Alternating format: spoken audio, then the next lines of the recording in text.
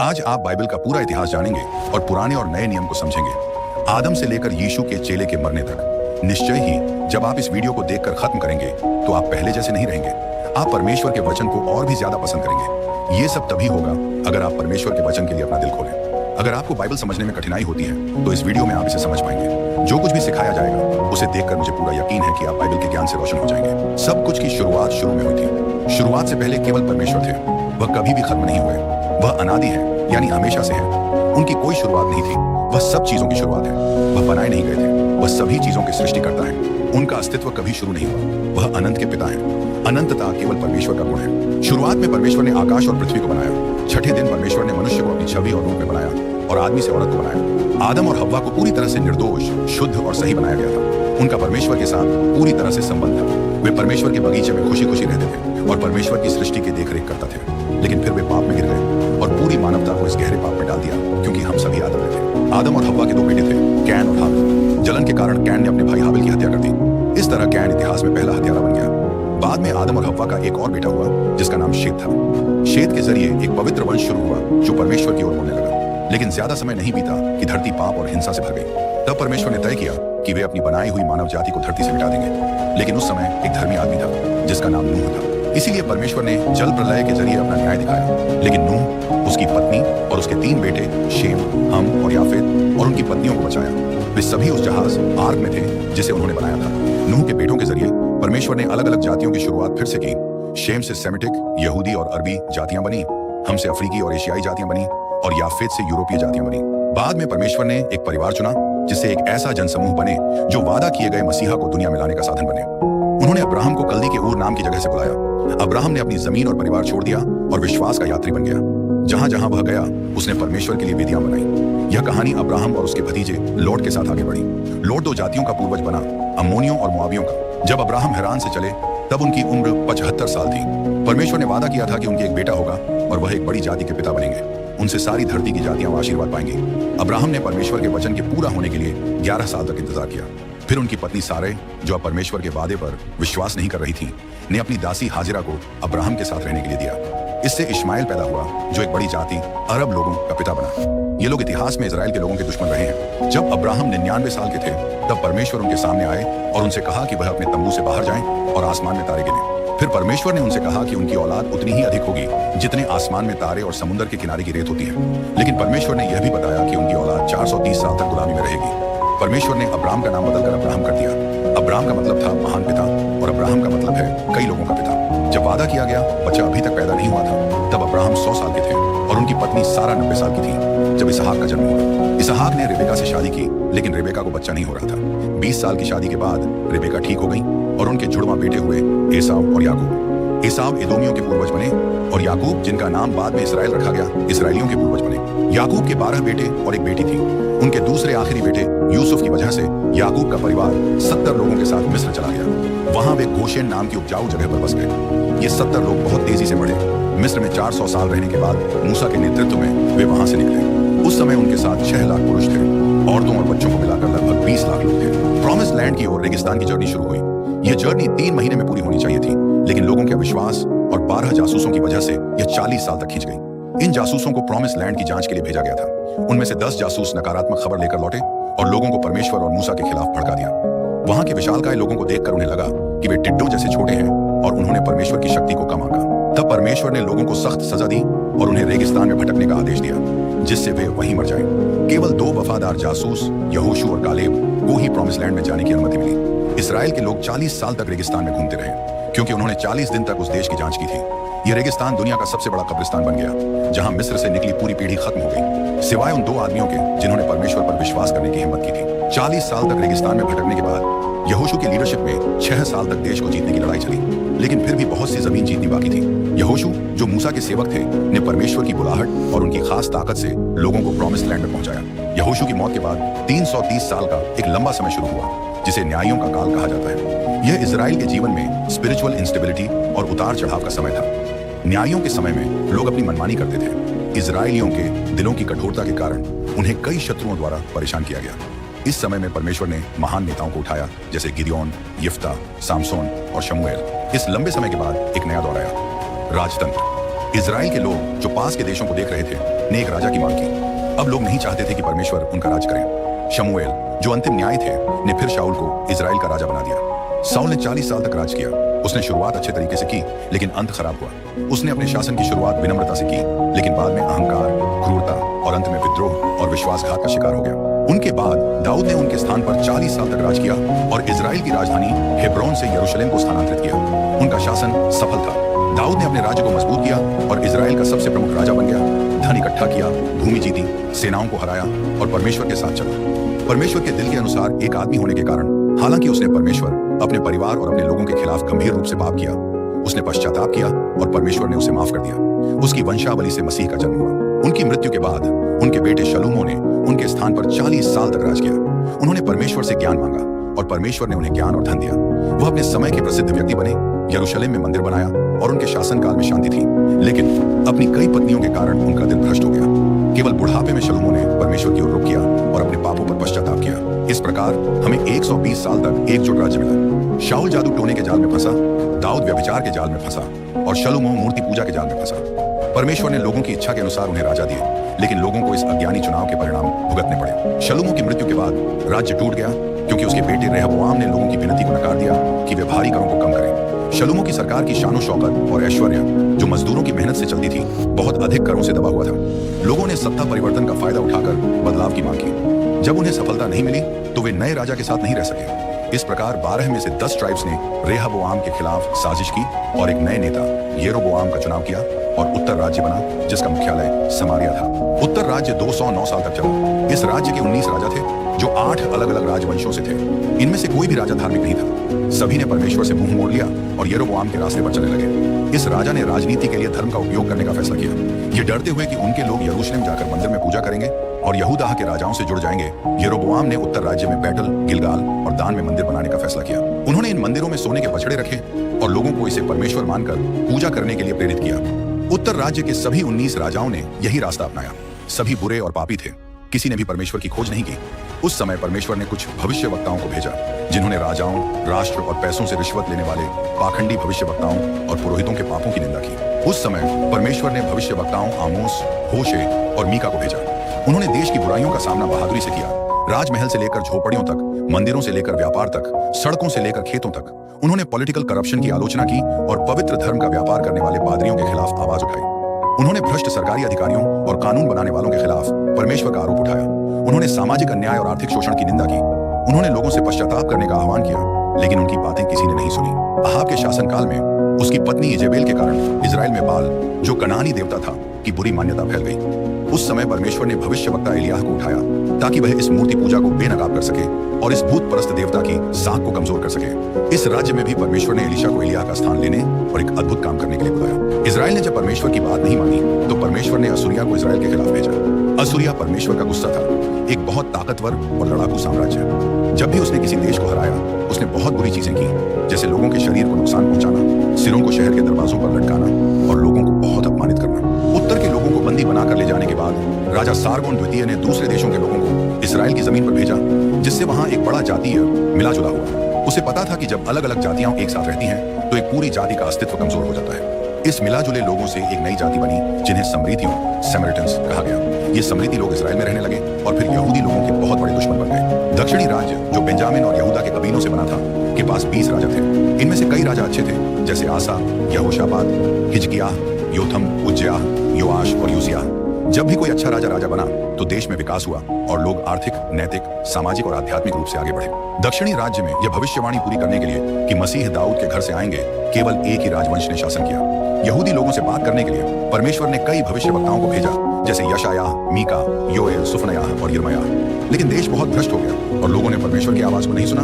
फिर उसी तरह परमेश्वर ने उन्हें सजा दी और बेबीलोनियन की सेना भेजी, जिससे वे अपने दुश्मनों के हाथों में पड़ गए। यहूदी लोग बेबीलोनियन में बंदी बना लिए गए। दक्षिणी राज्य, जिसे यहूदा कहा जाता था, 345 साल तक चला। 2 बार हमला करने के बाद नेबूजरदान ने यरूशलेम पर हमला किया। उसके शानदार मंदिर को तोड़ डाला और लोगों को बंदी बनाकर ले गया, जिससे शहर बहुत अपमानित हो गया। लोग 70 साल तक बंदी रहे, जैसा परमेश्वर ने भविष्यवक्ता यिर्मयाह से कहा था। बंदीगिरी के दौरान परमेश्वर ने यिर्मयाह, एजेकील और दानियल जैसे भविष्यवक्ताओं को उठाया। इस समय में लोग मूर्ति पूजा से शुद्ध हुए और यहूदी लोग सिनेगॉग प्रार्थना स्थल बनाने लगे। परमेश्वर द्वारा तय किए गए समय के बाद यहूदी लोग अपने देश लौट आए। उस समय तक बेबीलोन पहले ही मीडो फारसी साम्राज्य के हाथों में आ चुका था। साइरस, जिसे परमेश्वर ने 200 साल पहले ही बताया था, ने यहूदी लोगों को आजाद किया और उनके कनान की जमीन पर वापस जाने के रास्ते खोल दिए। लोग 3 समूहों में वापस आए। पहले समूह के नेता जरुब्बाबिल थे, जो मंदिर के निर्माण के लिए आए। दूसरे समूह के नेता एजरा थे, जो कानून सिखाने के लिए आए। और तीसरे समूह के नेता नाहेमिया थे, जो दीवारों के निर्माण और लोगों के राजनीतिक और आध्यात्मिक सुधार के लिए आए। जैसे ही लोग बंदी गृह से लौटे और मंदिर का निर्माण शुरू किया, उन्हें कई समस्याओं का सामना करना पड़ा। पहले चालाक समारी लोग काम में भाग लेना चाहते थे ताकि काम में दखलंदाजी कर सकें। जब उनकी साझेदारी की पेशकश को नकारा किया गया तो उन्होंने दूसरे तरीके से धमकी देनी शुरू कर दी। फिर समारी लोगों ने राजा आर्टक्सर्क्सेस को एक पत्र लिखा जिसमें यह आरोप लगाया कि यहूदी लोग मेडो फारसी साम्राज्य के खिलाफ साजिश कर रहे हैं। इस बुरी परेशानियों का सामना करते हुए मंदिर का काम लगभग 20 साल तक रुक गया। इस समय के दौरान लोग भगवान के घर के लिए अपनी मेहनत और उत्साह खो बैठे और अब वे अपने खुद के कामों में व्यस्त हो गए। वे अपने घरों को बनाने और सजाने में लगे, जबकि भगवान का घर जो कि बर्बाद हो चुका था उसकी कोई देखभाल नहीं कर रहे थे। इस समय के दौरान परमेश्वर ने हागाई और जकरियाह नामक भविष्यवक्ताओं को भेजा ताकि वे लोगों को पश्चाताप करने के लिए कहें। इन भविष्यवक्ताओं का संदेश जल्दी और गहरे असर में आया। लोग पश्चाताप करके परमेश्वर से माफी मांगने लगे और जो मंदिर का निर्माण अधूरा था उसे पूरा करने के लिए उत्साह से वापस लौटे। फिर एक बड़ा स्पिरिचुअल अवेकनिंग हुआ। लगभग 100 साल बाद एक नई पीढ़ी आई। अब लोग मंदिर जाते थे और बलि चढ़ाते थे, लेकिन वे अब परमेश्वर का सम्मान नहीं करते थे। वे अंधे, बीमार और लंगड़े जानवरों को परमेश्वर के लिए बलि के रूप में चढ़ाते थे और परमेश्वर की मेज को हल्का समझते हुए उसे अपवित्र मानते थे। पुजारी भी भ्रष्ट हो गए थे और लोगों को परमेश्वर का वचन सिखाना बंद कर दिया था। परिवारों पर भी बुरा असर पड़ा। शादी टूटने लगी और तलाक होने लगे। लोग अब यह नहीं मानते थे कि परमेश्वर उनका न्याय कर सकता है, इसलिए वे अपनी टाइट्स चढ़ाना भी छोड़ने लगे। वे मंदिर जाते थे, लेकिन उनका दिल परमेश्वर से दूर था। उस समय परमेश्वर ने मलाकी नामक भविष्यवक्ता को भेजा ताकि वह लोगों को पश्चाताप करने के लिए कहे। इसी तरह पुराने नियम ओल्ड टेस्टामेंट का समापन हुआ, जो ईसा मसीह के आने से 400 साल पहले था।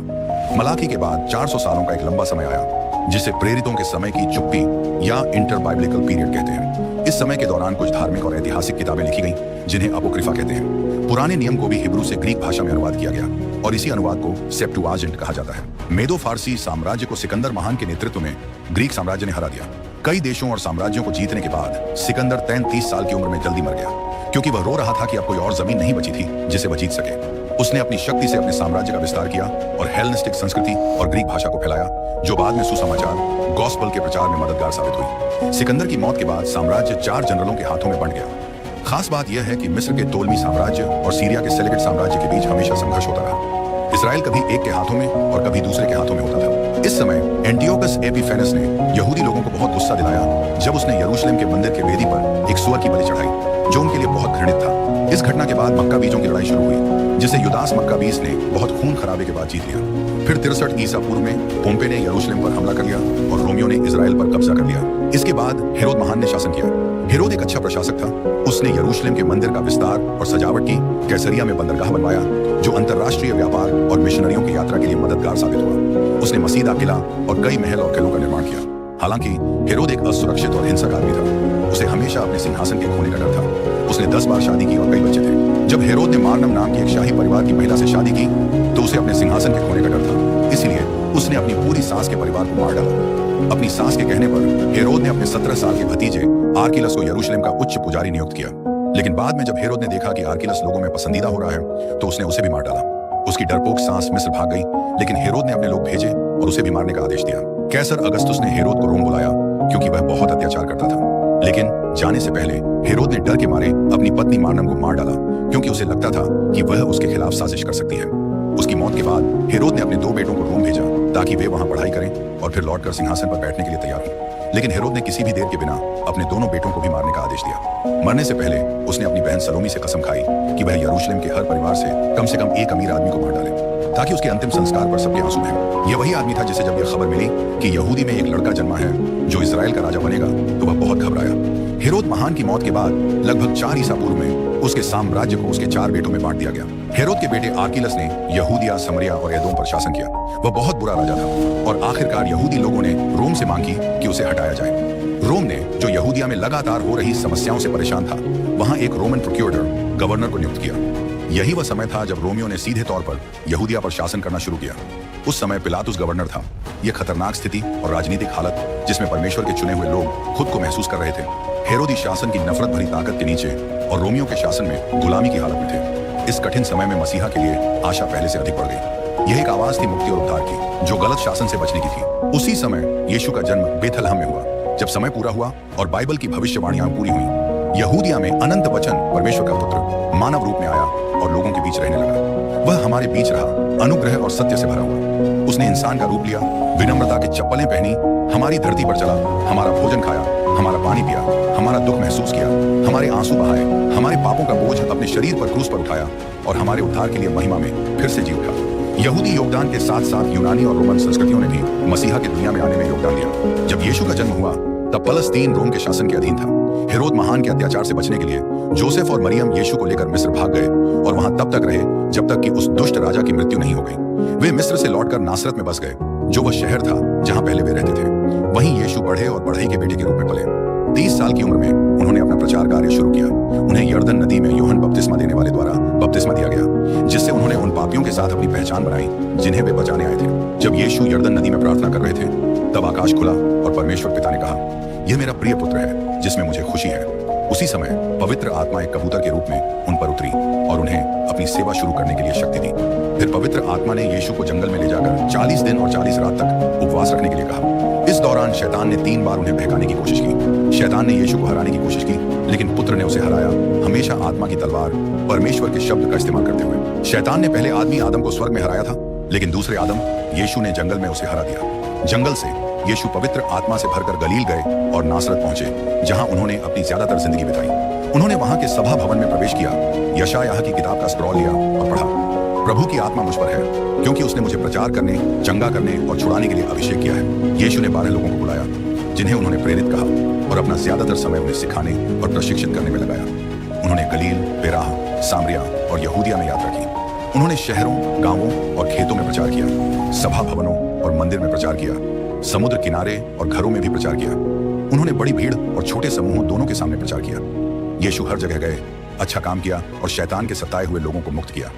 उन्होंने बीमारों को ठीक किया, भूखों को खाना खिलाया, अंधों को दृष्टि दी, लकवाग्रस्त लोगों को सीधा किया, लंगड़ों को चलाया, बहरों को सुनने की शक्ति दी, कोढ़ियों को साफ किया, दुष्ट आत्माओं से मुक्त किया और मरे हुए लोगों को जीवित किया। यह परमेश्वर की इंसानों के लिए सबसे बड़ी प्रकटता थी, जिसे इम्मानुएल, परमेश्वर हमारे साथ का नाम दिया गया। वह खुद परमेश्वर हैं जो मानव रूप में प्रकट हुए। यीशु एक खास मिशन के साथ आए, उन सभी के लिए जिन्हें पिता ने उन्हें दिया, वह मरने के लिए पैदा हुए। उन्होंने इसलिए मृत्यु का सामना किया ताकि हम जी सकें। प्रेरित पौलुस ने स्पष्ट रूप से कहा कि उन्होंने हमारे पापों के लिए मरा, जैसा कि पवित्र शास्त्र में लिखा है। फिर दफनाया गया और तीसरे दिन पुनर्जीवित हुआ, जैसा कि पवित्र शास्त्र में लिखा है। उनकी मृत्यु एक दुर्घटना नहीं थी और उनका पुनरुत्थान कोई आश्चर्य की बात नहीं थी। शैतान ने यीशु को क्रूस से दूर रखने के लिए कई चालें चली, लेकिन यीशु क्रूस की ओर ऐसे बढ़े जैसे कोई राजा अपने ताज की ओर जाता है। क्रूस पर यीशु ने सांप के सिर को कुचल दिया और शक्तियों और अधिकारियों पर विजय पाई, उन्हें सबके सामने शर्मिंदा किया। क्रूस पर यीशु ने मुक्ति के काम को पूरा किया। क्रूस पर उन्होंने हमें आजादी दिलाई, मौत उन्हें रोक नहीं सकी। तीसरे दिन यीशु फिर से जीवित हुए ताकि हम धर्मी ठहर सकें। स्वर्ग पर जाने से पहले यीशु ने अपने शिष्यों को यरूशलेम में रहने के लिए कहा और पिता की प्रतिज्ञा का इंतजार करने को कहा, जब तक कि वे शक्ति से भर न जाएं। प्रेरितों के काम 1:8 में यीशु पवित्र आत्मा द्वारा दी जाने वाली शक्ति के बारे में बताते हैं और यह भी कहते हैं कि क्या करना है। यरूशलेम, सारे यहूदिया, सामरिया और धरती के आखिरी छोर तक गवाही देना। पेंटेकोस्ट के बाद यरूशलेम में कलीसिया तेजी से बढ़ने लगी। बहुत सारे लोग लगातार इसमें जुड़ते गए। प्रेरितों के काम की पुस्तक के अध्याय 7 तक लूका ने यरूशलेम की कलीसिया की बढ़ती और विस्तार को दर्ज किया। जब कलीसिया यहूदिया तक ही सीमित थी, तब परमेश्वर ने उसके खिलाफ सताव भेजा, जिससे विश्वासियों को हर जगह फैलना पड़ा और वे जहां भी गए वहां परमेश्वर का वचन ले गए। ऐसे ही फिलिप सामरिया पहुंचे और दुश्मनी की दीवारों को पार कर वहां पूरे बल के साथ सुसमाचार सुनाया। लोग खुश हुए जब उन्होंने फिलिप, जो एक प्रचारक डीकन थे, के द्वारा परमेश्वर के अद्भुत काम सुने और देखे। वह कानों और आंखों दोनों के लिए प्रचार करते थे। प्रेरित पतरस और यूहन्ना द्वारा हाथ रखने से सामरियों ने भी पवित्र आत्मा को प्राप्त किया। सुसमाचार इजराइल की सीमाओं से बाहर तब फैला जब कलीसिया के सताव करने वाले तरसुस के शाऊल दमिश्क जाते समय विश्वास में बदल गए। इसके बाद एक अन्य जाति कलीसिया, सीरियाई एंटियोक कलीसिया, संस्कृति मिशन का केंद्र बन गई। इसके बाद बरनबास और शाऊल ने अपना पहला मिशनरी यात्रा शुरू किया, जिसमें उन्होंने गलातिया, पेरगे, डर्बी, इकोनियम और लिस्ट्रा में चर्च बनाए और वहां प्रेस्बिटर्स, वरिष्ठ मार्गदर्शक नियुक्त किए। दूसरे मिशनरी यात्रा में पौलुस और सिलास मकेडोनिया और आखिया गए और फिलिप्पी, थेसलोनिका, बेरिया और कोरिंथ में चर्च लगाए। सीरियाई एंटियोक से पौलुस ने गलातियों, कोरिंथियों और थेसलोनिकियों को पत्र लिखे। तीसरी मिशनरी यात्रा पर पौलुस ने एशिया माइनर प्रांत का दौरा किया और इफेसस शहर में 3 साल तक रहे, जो उस प्रांत की राजधानी थी। वहीं से उन्होंने कोरिंथ की कलीसिया को 2 पत्र लिखे। इस शहर में 3 लाख से भी ज्यादा लोग रहते थे और यहाँ डायना देवी का मंदिर था, जो एथेंस के पार्थेनोन से 4 गुना बड़ा संगमरमर का महल था और प्राचीन दुनिया के 7 अजूबों में से एक था। पौलुस के एशिया माइनर में बिताए गए वर्षों के दौरान प्रांत भर में कई चर्च स्थापित किए गए, जैसे परगामम, थियातीरा, सारदीस, फिलाडेल्फिया, लाउदिकिया, कोलोस्से और हायरापोलिस में। क्लॉडियस सम्राट के समय में दुनिया में पड़े अकाल के कारण यहूदी लोग रोम से निकाल दिए गए, जैसा कि प्रेरितों के काम 18:2 में लिखा है। फिर पौलुस ने अन्य जाति कलीसियाओं से गरीबों के लिए यहूदिया में पैसे इकट्ठा किए। जब वह यरूशलेम जाने के लिए निकले तो उन्होंने इफेसस के बुजुर्गों से कहा कि शहर दर शहर उन्हें कठिनाइयों और समस्याओं का सामना करना होगा। फिर भी उन्होंने अपने जीवन को कोई महत्व नहीं दिया ताकि वह परमेश्वर के अनुग्रह का सुसमाचार प्रचार कर सके। यरूशलेम जाने से पहले उन्होंने अपनी सबसे मजबूत पत्री रोमियो को पत्र लिखा, जिसमें उन्होंने रोम, जो सम्राट का शहर था, जाने और वहां के कलीसिया को सुसमाचार सुनाने की अपनी इच्छा बताई ताकि वह स्पेन भी जा सके। पौलुस ने यहूदिया के गरीबों के लिए महत्वपूर्ण वित्तीय सहायता भेजी। फिर भी उन्हें यरूशलेम में गिरफ्तार कर लिया गया और वहां से सरिया भेजा गया, जहां उन्हें 2 साल तक यहूदियों द्वारा गवर्नर फेलिक्स और फेस्टस के तहत आरोपित किया गया। जब फेस्टस ने उन्हें सैनहेड्रिन के हवाले करने का इरादा किया, जो उनकी हत्या की योजना बना रहे थे, तो पौलुस ने अपनी रोमन नागरिकता के अधिकार का उपयोग करते हुए रोम में मुकदमे की मांग की। रोम के लिए यात्रा के दौरान उन्हें एक भयंकर समुद्री हादसे का सामना करना पड़ा। जहाज पूरी तरह से टूट गया, लेकिन सभी यात्री और चालक दल को चमत्कारी रूप से बचा लिया गया, जैसा कि परमेश्वर ने पौलुस से वादा किया था। माल्टा द्वीप पर जहां वे पहुंचे, एक सांप ने पौलुस के हाथ को काट लिया, लेकिन परमेश्वर ने उस सांप के विष को नष्ट कर दिया और यहां तक कि अपने सेवक को उस द्वीप पर सभी बीमारों को ठीक करने के लिए उपयोग किया। माल्टीज लोगों ने पौलुस को रोम भेजा और उसकी सभी जरूरतों का ध्यान रखा। वह 2 साल तक एक किराए के घर में बंद रहे। वहीं से पौलुस ने प्रेटोरियन गार्ड को सुसमाचार सुनाया, विश्वासियों को काम करने के लिए प्रोत्साहित किया और एफिसियों, फिलिपियों, कुलुसियों और फिलेमोन को पत्र लिखे। इस समय के बाद पौलुस को जेल से रिहा किया गया और उसने तिमोथी को पहला पत्र और तीतुस को पत्र लिखा। 64 ईस्वी के बाद चर्च की परीक्षा धार्मिक नहीं बल्कि राजनीतिक हो गई। पौलुस फिर से जेल में बंद हो गए, इस बार एक अंधेरे, गीले और अस्वस्थ अंडरग्राउंड तहखाने में। 64 ईस्वी के 17 जुलाई को रोम शहर, जहां 1 मिलियन से ज्यादा लोग रहते थे, जलकर राख हो गया। सम्राट नीरो, जो एक अभिनेता के रूप में कपड़े पहने हुए था, माया के टावर की चोटी पर चढ़ा और वहां से शहर में लगी आग का आश्चर्यजनक दृश्य देखा। आग 7 रातों और 6 दिनों तक लगी रही। जब आग बुझी तो शहर का 70% हिस्सा तबाह हो चुका था। रोम के 10 इलाके आग से पूरी तरह से तबाह हो गए थे। रोम में यहूदियों और क्रिश्चियंस के रहने वाले 4 इलाके थे, जिनसे नीरो ने यह बहाना बनाया कि क्रिश्चियंस ने रोम को जलाया था। इसके बाद चर्च पर भयंकर अत्याचार शुरू हुआ। क्रॉस बनाने के लिए लकड़ी की कमी हो गई, क्योंकि इतने सारे विश्वासियों को सूली पर चढ़ाया गया था। विश्वासियों को खंभों से बांधकर, उनके ऊपर गोंद चढ़ाकर और आग में जलाकर रोम की रातों को रोशन किया गया। ये एक असली हत्याकांड था। इस दूसरी जेल से पौलुस ने अपनी आखिरी पत्री तिमुथियुस को दूसरी पत्री लिखी। इसमें उन्होंने अपने शहादत के आने की बात की और न्याय के मुकुट को प्राप्त करने की महान आशा का जिक्र किया। इस तरह लगभग 67 ईस्वी में अनुभवी प्रेरित पौलुस को सिर कलम कर दिया गया, लेकिन उन्होंने आने वाली पीढ़ियों के लिए एक आशीर्वादित धरोहर छोड़ी। नए नियम को 50 सालों के दौरान लिखा गया था। हमारे पास 4 महत्वपूर्ण पुस्तकें हैं, 4 सुसमाचार, जिनमें से 3 समकालिक सिनॉप्टिक हैं, यानी एक ही दृष्टिकोण से लिखा गया है। मत्ती, मरकुस और लूका के सुसमाचार। मत्ती का मुख्य उद्देश्य यीशु को यहूदियों का राजा के रूप में प्रस्तुत करना था और यह विशेष रूप से यहूदियों के लिए लिखा गया था। इसमें पुराने नियम से सबसे ज्यादा उदाहरण है और यह सुसमाचारों में सबसे यहूदी है। मार्कुस का उद्देश्य यीशु को एक सेवक के रूप में प्रस्तुत करने पर है और यह रोमियों के लिए लिखा गया था। यह सुसमाचार यीशु के उपदेशों से ज्यादा उनके कार्यों पर केंद्रित है। लूका का सुसमाचार यीशु को मनुष्य के पुत्र के रूप में प्रस्तुत करता है और इसे एक गैर यहूदी डॉक्टर, इतिहासकार और यात्री द्वारा यूनानियों के लिए लिखा गया था। इसका उद्देश्य यीशु का चित्र एक परिपूर्ण मनुष्य के रूप में दिखाना है। इसीलिए लूका वह सुसमाचारी है जो यीशु के प्रार्थना जीवन और पवित्र आत्मा की शक्ति से किए गए उनके कार्यों के बारे में सबसे अधिक बात करते हैं। यूहन्ना का सुसमाचार पहले सदी के अंत में लिखा गया था ताकि ग्नोस्टिकवाद, एक खतरनाक झूठी शिक्षा जो मसीह की दिव्यता को नकारती थी, का विरोध किया जा सके। यूहन्ना का तरीका बाकी सुसमाचारों से अलग है। यूहन्ना यह साबित करता है कि यीशु सच में परमेश्वर और सच में इंसान भी है। उन्होंने यीशु द्वारा किए गए 7 चमत्कारों और 7 मैं हूं बयानों को चुना ताकि यह साबित किया जा सके कि यीशु सच में परमेश्वर है। हमारे पास प्रेरितों के काम, एक्ट्स ऑफ द अपोस्टल्स भी है, जो प्रारंभिक चर्च से संबंधित घटनाओं को बताती है, जैसे इसके जन्म से लेकर रोम शहर तक इसके फैलने तक। इस बढ़ते काम की अगुवाई 3 चर्चों ने की, यरूशलेम, एंटियोक और एफेसुस। सम्राट के 4 प्रांत पहुंचे, गैलीतिया, मकेडोनिया, अचाया और एशिया माइनर। प्रेरितों के कार्यों की किताब का कोई समाप्ति नहीं है, क्योंकि चर्च का इतिहास अभी भी जारी है। हम उस चर्च के उत्तराधिकारी और उसके कार्यों को आगे बढ़ाने वाले हैं जो पेंटेकोस्ट के दिन जन्मा था। हमारे पास प्रेरित पौलुस के पत्र भी हैं जो उन्होंने रोम, गैलेटिया, एफेसुस, फिलिप्पी, कोलोसे और थेसलोनिके की चर्चों को लिखे। इसके अलावा उन्होंने तिमुथियुस, तीतुस और फिलेमोन को व्यक्तिगत पत्र भी लिखे। इसके अलावा एक पत्र है जो यहूदियों को लिखा गया था जो अत्याचारों के कारण अपने विश्वास में वापस लौटने की कोशिश कर रहे थे। ये पत्र इब्रानियों का पत्र है। जिसे किसी अज्ञात लेखक ने लिखा था। हमारे पास याकूब, पतरस, यूहन्ना और यहूदा द्वारा लिखे गए सामान्य पत्र भी हैं। अंत में हमारे पास एक भविष्यवाणी की किताब है, प्रकाशित वाक्य, रेवलेशन, जो मसीह और उनके चर्च की जीत का वर्णन करती है, जिसे प्रेरित यूहन्ना ने पतमोस द्वीप पर लगभग 96 ईस्वी में लिखा। मुझे आशा है कि आपने इन बाइबल की सच्ची घटनाओं के बारे में सीखा। परमेश्वर आपके जीवन को आशीर्वाद दे। अगर आपने अभी तक यीशु को अपने उद्धारकर्ता के रूप में स्वीकार नहीं किया है, तो अभी भी समय है। पश्चाताप करें, वह आपके भविष्य को, आपके जीवन को बदल सकता है। वह आपकी सारी उदासी, अकेलेपन को दूर कर सकते हैं और आपकी जरूरतों को पूरा कर सकते हैं। अपने कमरे में जाइए, दरवाजा बंद कीजिए और परमेश्वर से बात कीजिए। वह आपको सुनेगा। परमेश्वर आपको आशीष दे। अगर आपको वीडियो पसंद आया हो तो लाइक और चैनल को सब्सक्राइब करना ना भूलें।